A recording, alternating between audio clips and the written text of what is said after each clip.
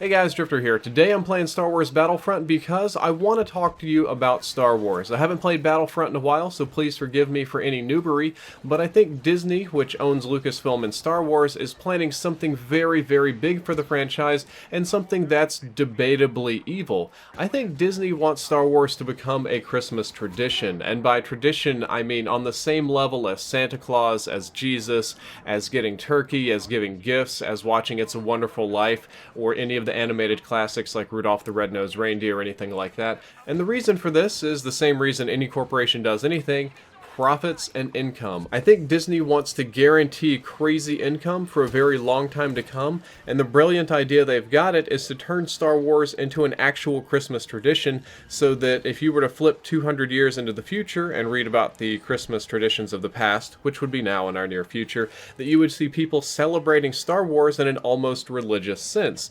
And some of you, especially the non-religious ones, are going to say, so what? What's wrong with that? It's a brilliant marketing strategy.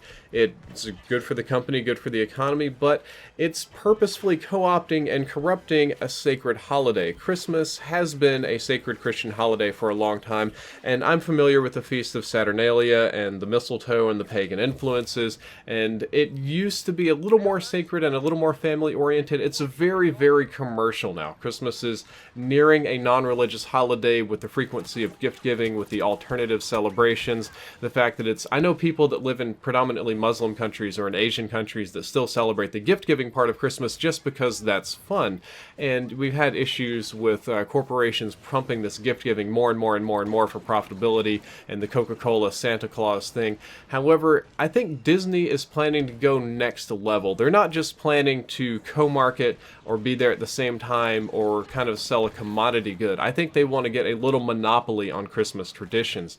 The evidence for this is pretty straightforward. When The Force Awakens came out and Rogue One was announced, Disney announced that they would be making a new Star Wars movie every single fall forever. Here's just an article I pulled from Polygon, but it was reported very widely and confirmed by Disney that there's going to be a Star Wars movie every single year, and it's going to come out every single December around Christmas for as long as it makes them money, as long as it's profitable, sustainable, as long as they can do it, it's going to be coming out. Now, Star Wars was already kind of a special thing, especially with the original trilogy. People never thought that there would be sequels, and then that there were sequels like almost 20 years later with the prequels, and it's become a big part of the childhood for a majority of Americans and Europeans. Tons and tons of people enjoy Star Wars, and they already treat it very special. We even have like the Jedi Order religious group.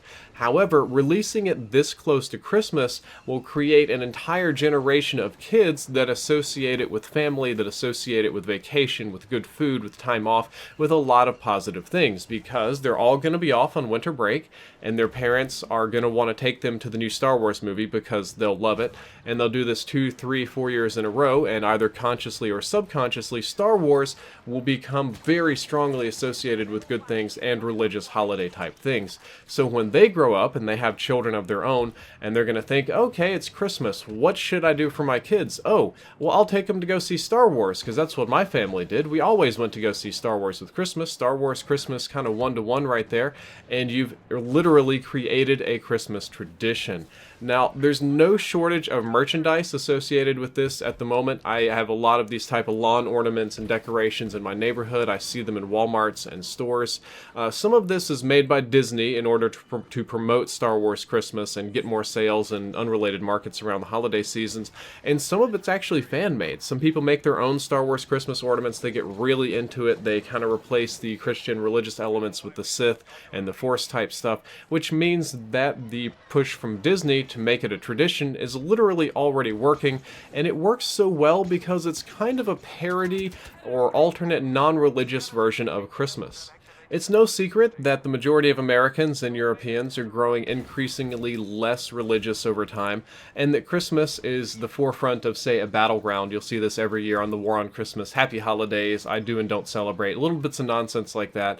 But Christmas is getting less religious over time. We already know that. There's a lot of non-religious people that enjoy the fun aspects of the holiday but don't want to talk about Jesus, so they're kind of supplementing Jesus with Luke Skywalker, and the devil with Darth Vader, and the religion with the the Force, and you kind of get this fun parody version that nobody takes too seriously, kind of like Santa for adults.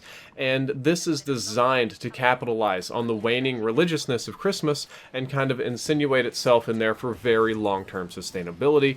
And the question is, speaking of sustainability, why would Disney want to do this? Why would they do something so evil as to co-opt or corrupt an entire holiday?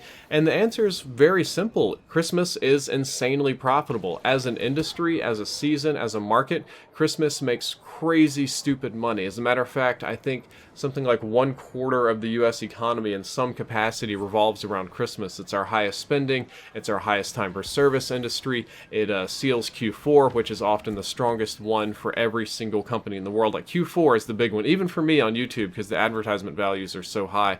And this gives Disney a new monopoly product that is tradition every Q4. And by monopoly, I'm not talking like they're going to be ham, or they're going to be a cola, or they're going to be a stocking or something like that, or we're going to watch It's a Wonderful Life again for the 20th time, and that makes almost nothing.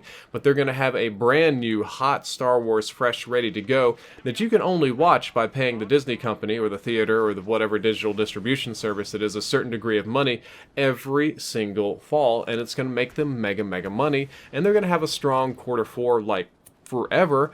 This makes them look very attractive to investors, and they'll be able to pay dividends for a very long time. Finally, it majorly expands an already popular brand. Look, Star Wars is insanely popular as is. This is only going to make it more popular and make even more money. So this gives the Disney company everything they would want from a corporation or from their subsidiary Lucasfilm. They've got extremely long-run profitability, sustainability, stability, predictability, all these sort of things, because every single Christmas they're going to make bank, and honestly, if they stick with the plan, it should only increase every Christmas. But what's the price? What's their real cost other than the dollars required to produce the films?